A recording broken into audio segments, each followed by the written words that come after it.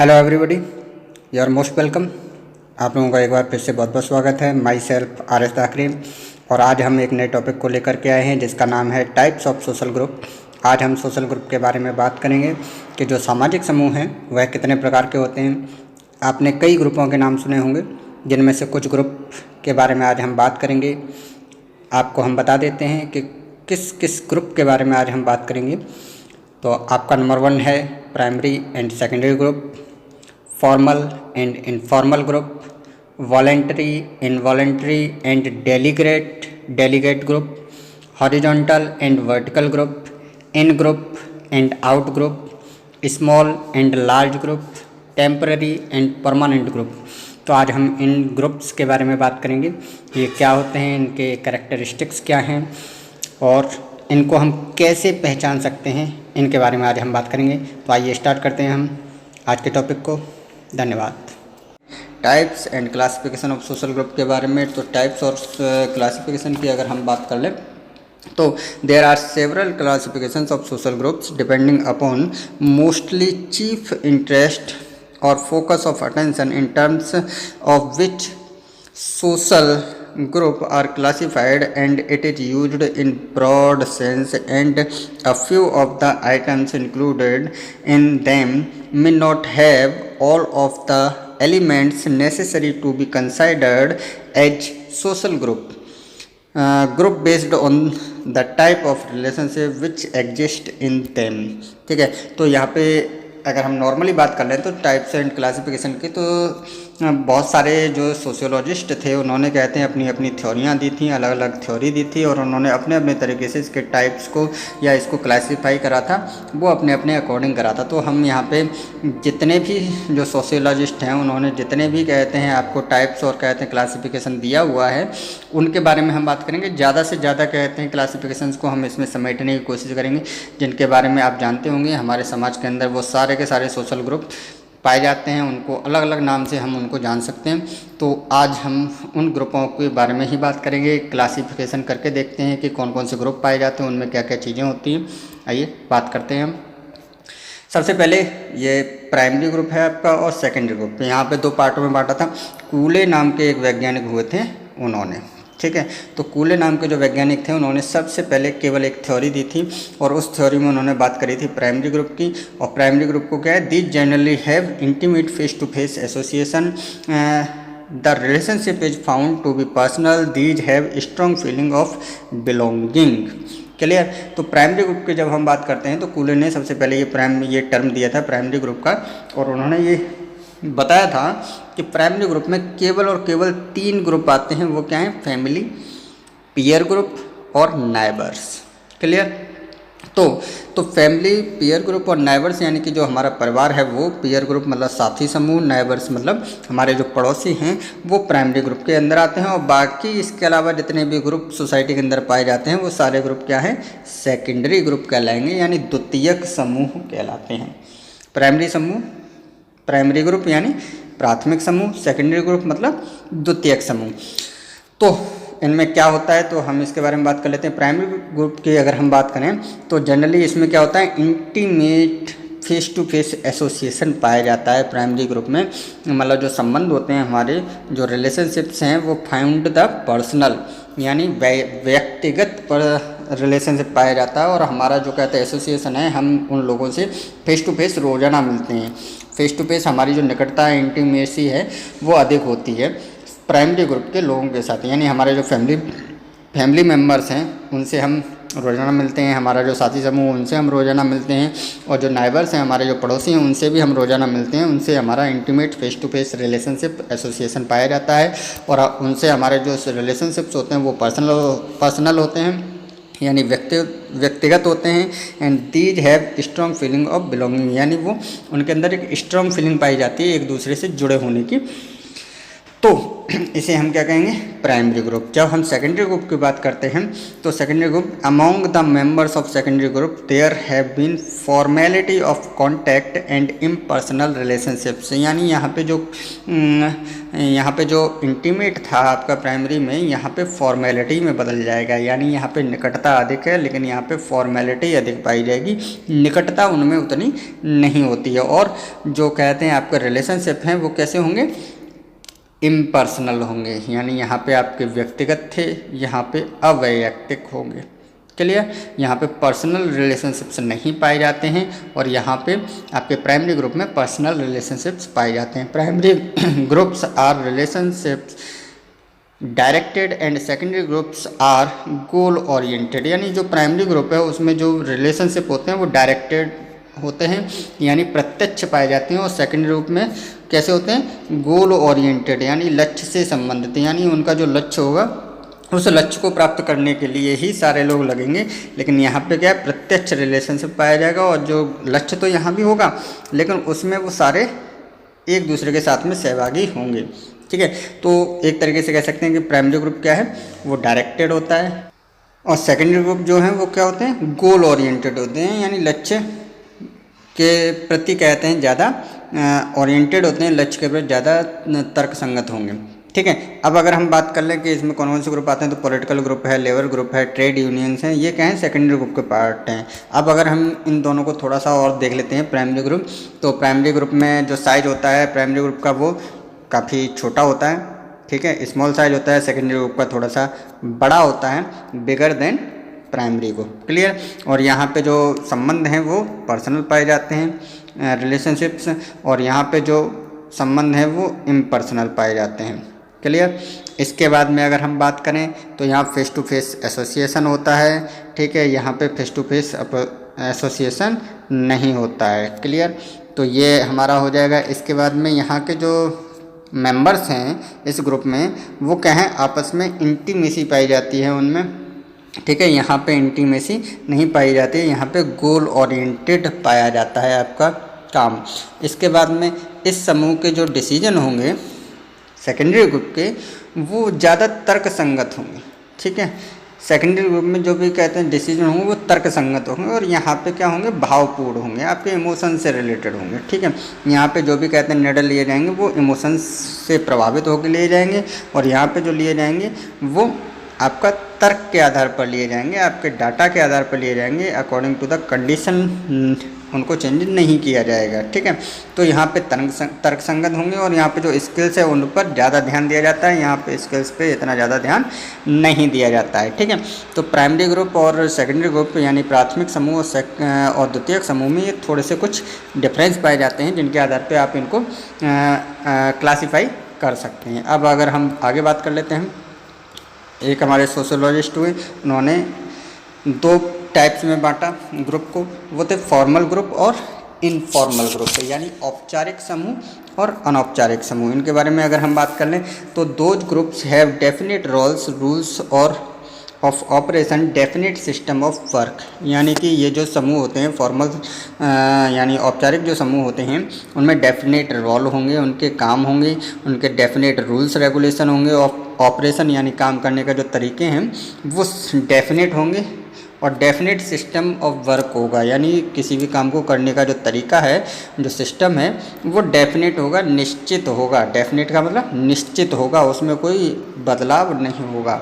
ठीक है, the relationships among the member is also formal. जैसा कि अभी हमने सेकेंडरी ग्रुप में बात करी थी, तो सेकेंडरी ग्रुप में जो रिलेशन होते हैं वो फॉर्मली पाए जाते हैं। ऐसे ही यहाँ पे फॉर्मल जो ग्रुप है उसमें भी जो रिलेशनशिप है मेंबर्स के बीच में वो फॉर्मल होगा। क्लियर, तो उसे हम फॉर्मल ग्रुप कहेंगे। इसके बाद में there are definite rules of operation in formal groups.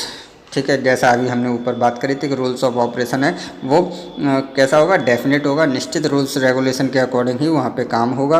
It gives them stability where as there has been no stability in informal group and these can at any time case to exist. Example की अगर हम बात करें तो village council है, student union है, labour union है, ये इसके एग्जाम्पल हैं। तो अगर हम औपचारिक समूह की बात कर रहे हैं तो इसमें जो कहते हैं आपकी स्टेबिलिटी है, अभी हमने बात करी थी, गिव्स द स्टेबिलिटी। ठीक है, फॉर्मल ग्रुप जो हैं वो स्टेबल होते हैं और जो इनफॉर्मल ग्रुप होंगे वो स्टेबिलिटी उनमें नहीं पाई जाती है। ठीक है, no stability in informal group. Clear. तो इसके एग्जांपल्स कौन कौन से हैं? विलेज काउंसिल हो जाएगा, आपका स्टूडेंट यूनियन हो जाएगा, आपका लेबर यूनियन हो जाएगा, आपकी जितनी भी पॉलिटिकल पार्टियां हैं वो पॉलिटिकल पार्टियां भी कहते हैं आपका फॉर्मल ग्रुप में आ जाएंगी।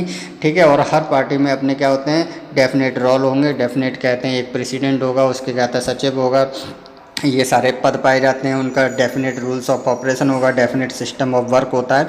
तो ये सारी चीज़ें फॉर्मल ग्रुप्स के अंदर पाई जाती हैं और उसके अकॉर्डिंग ही काम होता है और वहाँ पे जो भी संबंध होंगे वो फॉर्मल पाए जाते हैं। ठीक है, तो ये चीज़ें हैं। इनफॉर्मल ग्रुप के बारे में हम बात कर लेते हैं, अनौपचारिक समूह के बारे में। तो ये informal groups, there has been no organisation. ठीक है, इनमें कोई भी औपचारिक संगठन नहीं पाया जाता है।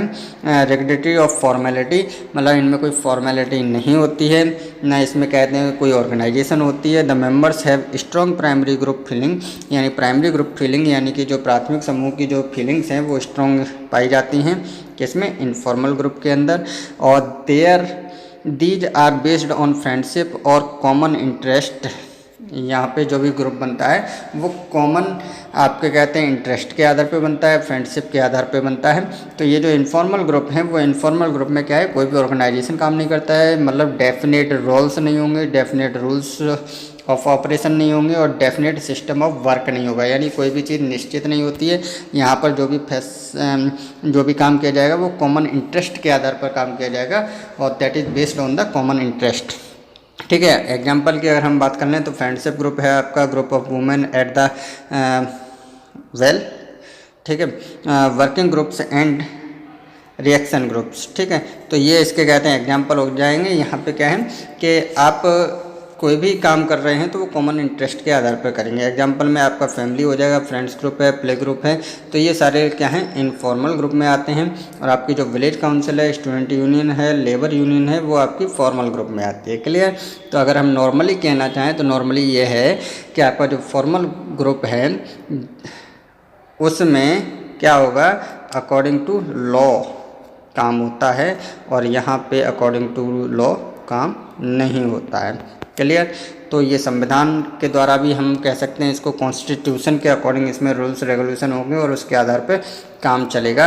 यहाँ पे कोई भी रूल्स रेगुलेशन कॉन्स्टिट्यूशन के आधार पर नहीं होगा। ठीक है, बाकी रूल्स रेगुलेशन होंगे लेकिन वो अलग होंगे, वो कॉमन इंटरेस्ट पर आधारित होंगे। क्लियर। अब हम आगे बात कर लेते हैं। तो आगे एक समाजशास्त्री हुए, उन्होंने भी ग्रुप को क्लासीफाई करा। उन्होंने ग्रुप को 3 पार्ट में क्लासीफाई करा है और वो 3 पार्ट कौन कौन से हैं, आपका वॉलंटरी ग्रुप, आपका इनवॉलंटरी ग्रुप और डेलीगेट ग्रुप। ये जो उन्होंने कहते हैं वॉलंटरी ग्रुप और इनवॉलंटरी ग्रुप और डेलीगेट ग्रुप क्या है, वो किसके आधार पर किया है, स्ट्रक्चर के आधार पे और मेंबरशिप के आधार पे कि ग्रुप का स्ट्रक्चर कैसा होता है और उसके जो मेंबर हैं वो किस आधार पे हैं। तो इसके बारे में हम थोड़ा सा बात कर लेते हैं कि वॉलंटरी ग्रुप क्या होता है, इनवॉलंटरी ग्रुप क्या होता है और डेलीगेट ग्रुप क्या होता है। वॉलंटरी ग्रुप की अगर हम बात करें तो वॉलंटरी ग्रुप को हम कहते हैं स्वैच्छिक समूह।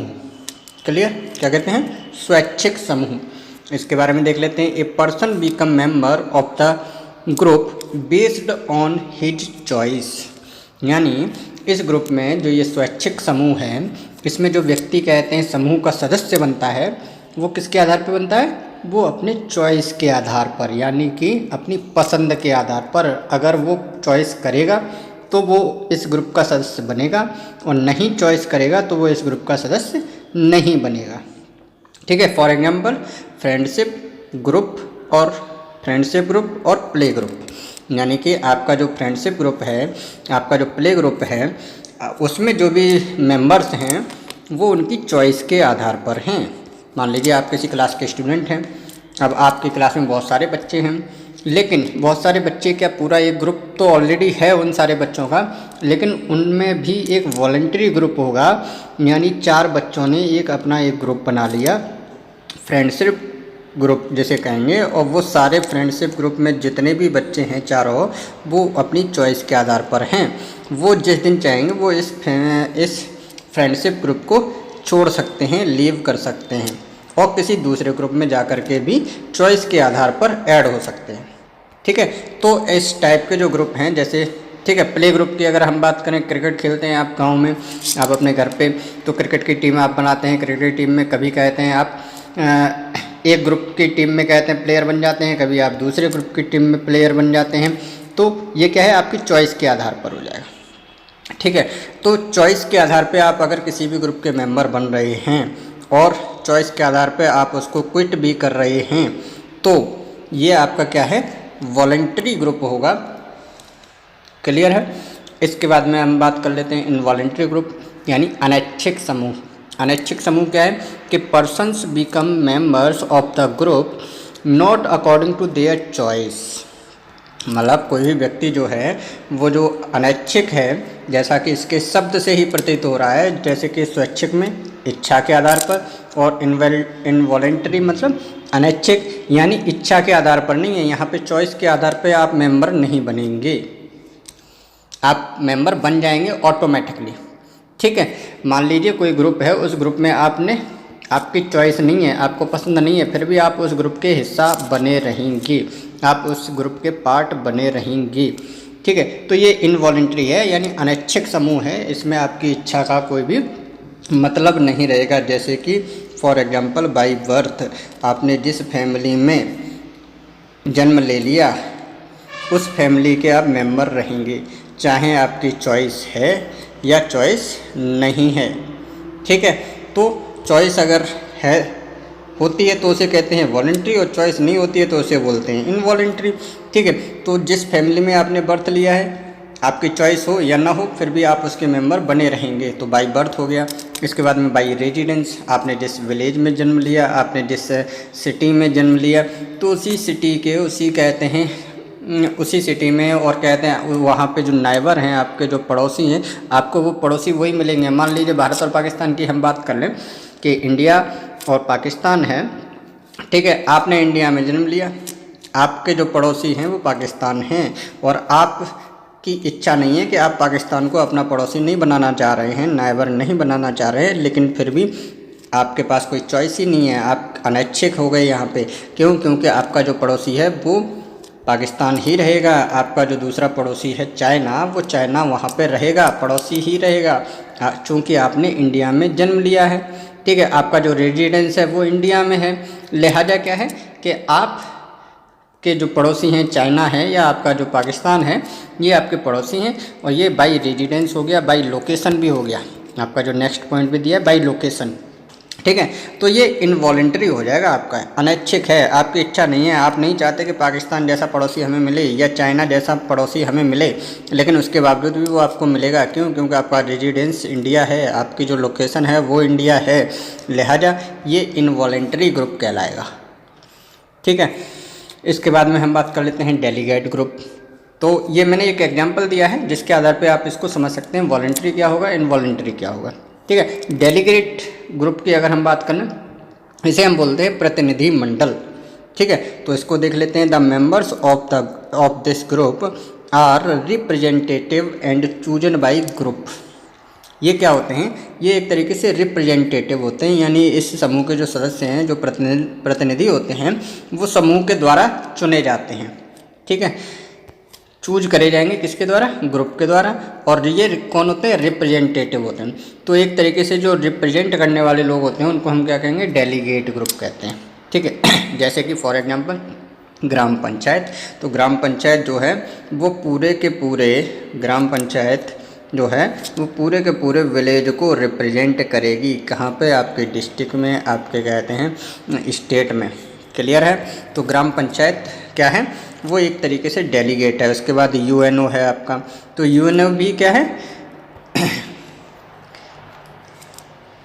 आपका जो यूनाइटेड ऑर्गेनाइजेशन जो बनाई गई हैं, तो वो क्या है? यूएनओ वो रिप्रेजेंट कर रहा है पूरे वर्ल्ड को। क्लियर? तो ये क्या है? डेलीगेट ग्रुप है। आगे हम बात कर लेते हैं नेक्स्ट। तो नेक्स्ट जो कहते हैं ग्रुप बनाया गया है, that is according to the class of the group. ठीक है, जो ग्रुप की क्लास है यानी वर्ग के आधार पर, जो सामाजिक वर्ग है हमारा, सोशल क्लास है, उस क्लास के आधार पे हमने कहते हैं इसको दो भागों में बांटा है। वो भाग कौन कौन से हैं आपका? एक हॉरिजॉन्टल ग्रुप और एक आपका वर्टिकल ग्रुप। हॉरिजॉन्टल मतलब क्षैतिज समूह और वर्टिकल मतलब ऊर्ध्वाधर, आपने पढ़ाई होगा।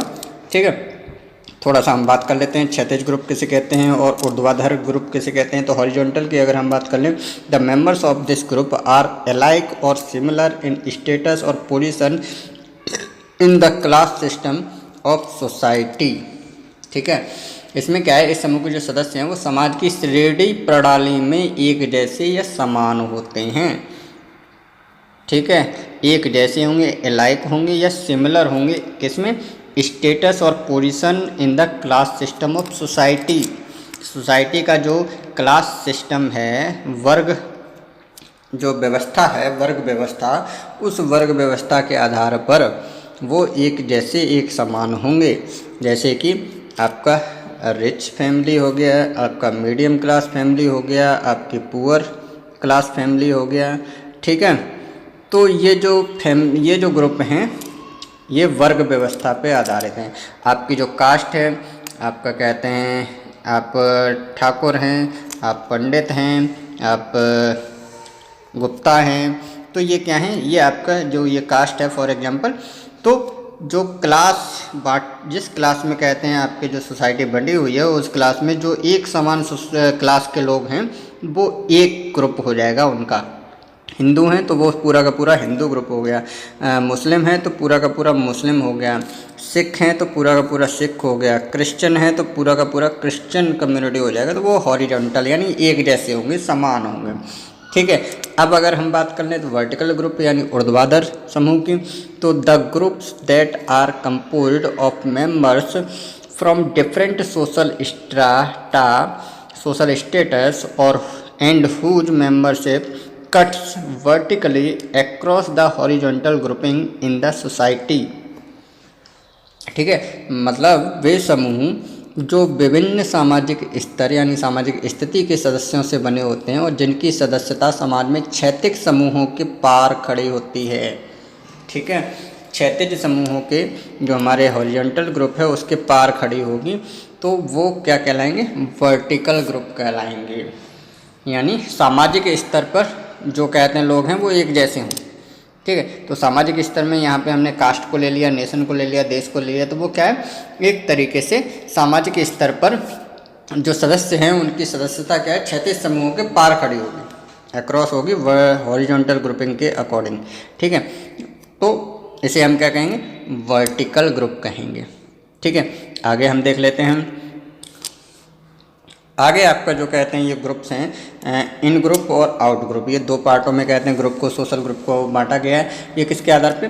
व्यक्तिगत जो भावनाएं हैं यानी जो पर्सनल कहते हैं आपकी फीलिंग्स हैं, उनके आधार पर समूहों को बांटा गया है। किसके आधार पर? फीलिंग्स के आधार पर। क्लियर, ये याद रखना कि ये जो ग्रुप बांटा गया है, इन ग्रुप और आउट ग्रुप, ये फीलिंग के आधार पर यानी आपकी जो व्यक्तिगत भावनाएं हैं उनके आधार पे बनाया गया है। तो इन ग्रुप को देख लेते हैं। Persons in this group feel that they belong to that group based on their attitudes of the members towards their own social groups. ठीक है, इसके बारे में क्या है कि इस समूह के व्यक्तियों को लगता है कि वे उस समूह से संबंधित हैं जो अपने स्वयं के सामाजिक समूहों के प्रति सदस्यों के दृष्टिकोण के आधार पर हैं। ठीक है, किसके आधार पर? एटीट्यूड के आधार पर। आपका जो कहते हैं एटीट्यूड है, आपका जो फीलिंग है, उसके आधार पर आपको ये लगता है कि आप उस सदस्य, उस ग्रुप के क्या है, मेंबर हैं। आपको खुद को फील होगा ये। ठीक है, जैसे कि आप ये कहते हैं कि this is my family, this is my class, this is my church. ठीक है, तो आप जहाँ पे मेरा परिवार है, मेरा वर्ग है, या मेरा चर्च है, या मेरी जाति है, या मेरा धर्म है, ये बहुत सारी कहते हैं आप चीज़ों को करते हैं। तो मेरा जिसमें आपने लगा दिया कि दैट इज़ माई, ठीक है, दैट इज़ माइन। ठीक है, तो आपने अगर ये वर्ड लगा दिया कि ये मेरा है, तो आप समझ लीजिए कि वो आपका जो ग्रुप है वो इन ग्रुप है। इसमें आप क्या फील करते हैं? आप ये फील करते हैं कि इसके जो सदस्य हैं, इसके जो मेंबर्स हैं, वो आपके अपने हैं। This is your own social group, ये आपका खुद का समूह है। ठीक है, तो आपको अगर ऑन सोशल ग्रुप अगर लग रहा है कोई भी, तो वो आपका इन ग्रुप कहलाएगा फीलिंग के आधार पर। और आउट ग्रुप क्या होगा? इसका just opposite. Persons in this group do not feel that they belong to that group based on their attitude, यानी कि वो अपने जो कहते हैं उनका दृष्टिकोण है, उस दृष्टिकोण के आधार पर उन व्यक्तियों को ये नहीं लगता है कि ये समूह उनका है। ठीक है, तो वो क्या कहेंगे? Their family, their class, their church. ठीक है, यानी उनका परिवार, उनका वर्ग, उनका चर्च। तो ये क्या है? वो आउट ग्रुप कहलाएगा, जिसमें फीलिंग के आधार पर वो सेम नहीं होगा। Clear?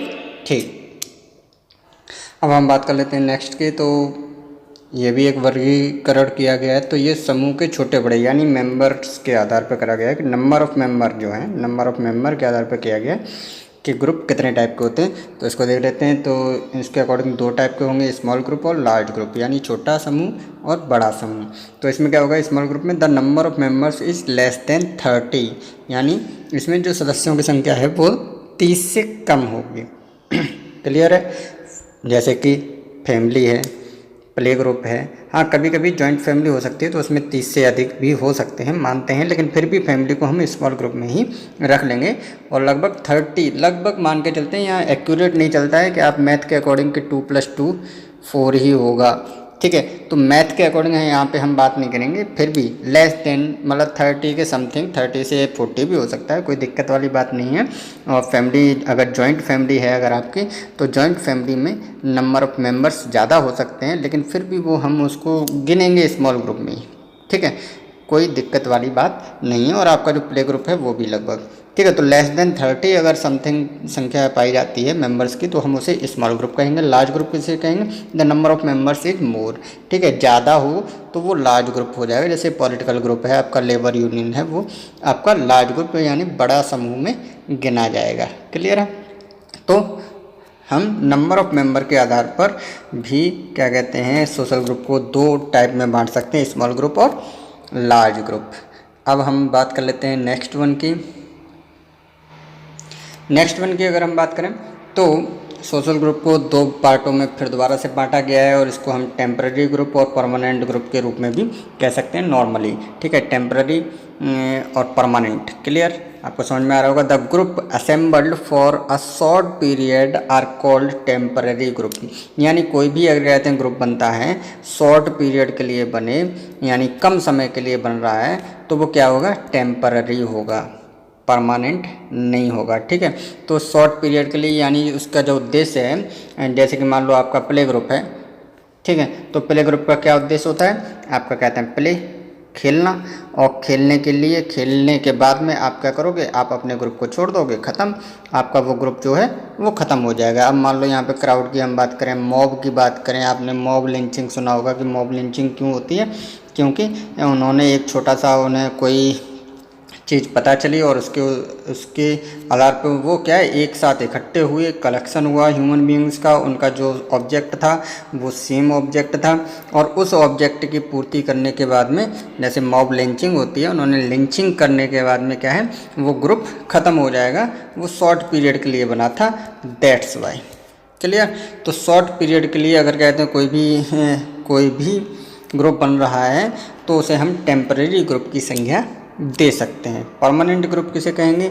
The group living in geographical area for a longer period are called permanent group, यानी कि कोई भी ग्रुप अगर कहते हैं जियोग्राफिकल एरिया, यानी कि आपका जो भौतिक क्षेत्र है वहाँ पे कहते हैं एक लंबे समय से रह रहा है, तो हम उसे क्या कहेंगे कि that is the permanent group. जैसे कि for example community, state, region, tribal, तो ये क्या है, आपके कहते हैं कोई कम्युनिटी है आपकी, जैसे हिंदू कम्युनिटी कह लो उसको, ठाकुर कम्युनिटी कह लो उसको, पंडित कम्युनिटी कह लो, या अगर मुस्लिम कम्युनिटी कह लो, सिख कम्युनिटी कह लो, आप बंगाली कम्युनिटी कह लो, रीजन के आधार पे अगर कह लें, स्टेट के आधार पे कह लें तो बंगाली कम्युनिटी हो गई आपकी, बिहार की कम्युनिटी हो गई आपकी, उत्तराखंड की कम्युनिटी हो गई आपकी, ट्राइबल जो हैं आपके कहते हैं आदिवासी लोग हैं उनकी कम्युनिटी हो गई। तो वो क्या है, परमानेंट ग्रुप है, क्योंकि वो ने बहुत समय हो गया एक ही जोग्राफिकल एरिया पे रहते रहते, तो वो भी क्या है, वो परमानेंट ग्रुप कहलाएंगे। ठीक है। टेम्पररी ग्रुप क्या होते हैं, जो कुछ समय के लिए बना और कुछ समय बाद क्या है फिर बिखर करके अलग हो गया। क्लियर। तो शॉर्ट पीरियड के लिए बनेगा, थोड़ा सा एक उद्देश्य उन्होंने बनाया, उस उद्देश्य को उन्होंने पूरा करा और पूरा करने के बाद में वो ग्रुप क्या है, ख़त्म हो गया। आपने प्ले ग्रुप बनाया, आपने खेला जा कर के 2 घंटे 4 बजे से लेकर के 6 बजे तक, ठीक है, और 6 बजे आपका वो जो ग्रुप था वो आपका ख़त्म हो गया, शॉर्ट पीरियड का था। क्लियर। तो ये कुछ टाइप्स थे ग्रुप के जिनके बारे में हमने बात करी। उम्मीद है आपको ये लेक्चर अच्छा लगा होगा। वीडियो को लाइक ज़रूर करें, कमेंट बॉक्स में हमें कमेंट करके ज़रूर बताएं कि आपको वीडियो कैसा लगा। मेरे चैनल को सब्सक्राइब जरूर करें ताकि आपको आने वाले जो और भी वीडियोज हैं उनके लिंक आसानी से मिलते रहें। धन्यवाद।